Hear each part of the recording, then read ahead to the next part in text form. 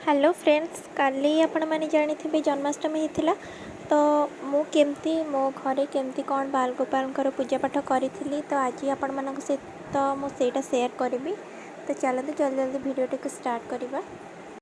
तो सकाल तो मैं उठी सारा गाधुआ पाधा सारी मो निजर तो बाल गोपाल को भी स्नान सारी तांकर नूतन वस्त्र जहाँ भी थिला मो पाखे पिंधे कि सज श्रृंगार करके किसी फलमूल पाखे भोग लगे देती। नॉर्मली एमती किसी भी बेसी किसी करनी जहाँ भी जन्माष्टमी पूजाटा ही तो राति 12टार हुए ना। तो 12टा पर मुझे कौन सब करी से तो आगू कहि बस सकाଳେ ମୁଁ बेसी किसी करनी जहाँ भी थिला मो पाखे फल हेरिका ताको बस भोग लगे सब एमती ही करदेली। आम घर पाखे गोटे राधाकृष्ण मंदिर भी मुझे भोग करदे आसती तापर मो घरे आसिकी पूजा भी सारी देती जल्दी जल्दी। पूजा सारिया पर किसी समय पर बाल गोपाल को मो झूलरे झूले थी भल भाव। आपण मैंने जमी जानी कि 12टार ही आमर कृष्ण भगवान जन्मग्रहण करते। तो मु भी ठीक 12टा जिते बाजिला से ही मुझे आसी लाल गोपाल जन्म करने। तो मुझे गोटे गोटे नहीं जाइए गोटे पात्र ता देहरे बाल गोपाल को पूरा रखिकी आपण को पूरा कभर करदेबार अच्छी। आप जो थी भी कभर करेंगे फूल हो कि फल हो जहाँ भी हो मुझे फूल ही कभर करी भल भाव।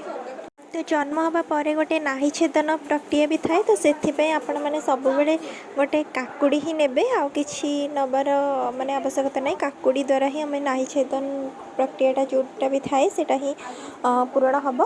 तो मुझे फास्ट बाल गोपाल को माने फूल फूल काढ़ी देती जो काकुड़ीटा को आपण कि छुरी कि ब्लेड हो किसी भी धारु अस्त्र किसी भी प्रयोग करवार ना। आपण बास गोटे कॉइन नबार अच्छे से कॉइन ने आपण को काकुड़ी को एमती किसी काटिदबार अच्छी भल भाव।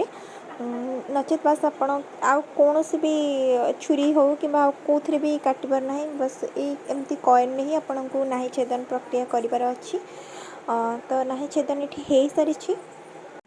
तो नाही छेदन पर एठी बाल गोपाल स्नान करार अच्छी। तो स्नान पाए आपण जमती पंचामृत नहीं पारे कि जहाँ भी।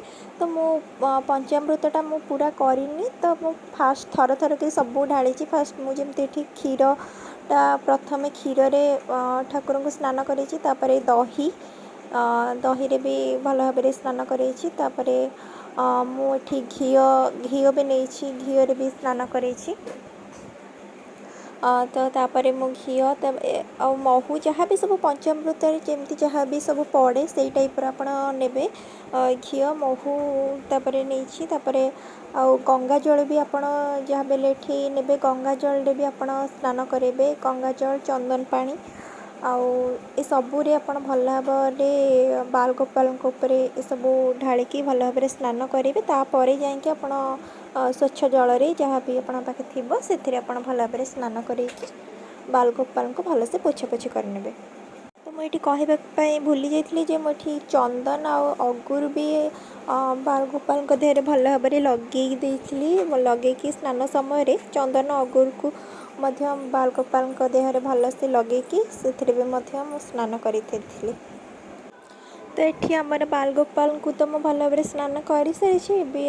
आप जहाँ भी नूतन वस्त्र जहाँ भी आनी से पिंधेदेवे। मु तो वस्त्र किणिकी आनी नी बट मु घरे यहाँ करी मो बाल गोपाल मुझे घरे करी। तो मुझे वस्त्र पिंधे देती आ जहाँ भी सज श्रृंगार जहाँ भी कर सब करदे लास्ट को पगड़ी भी पिंधे देती।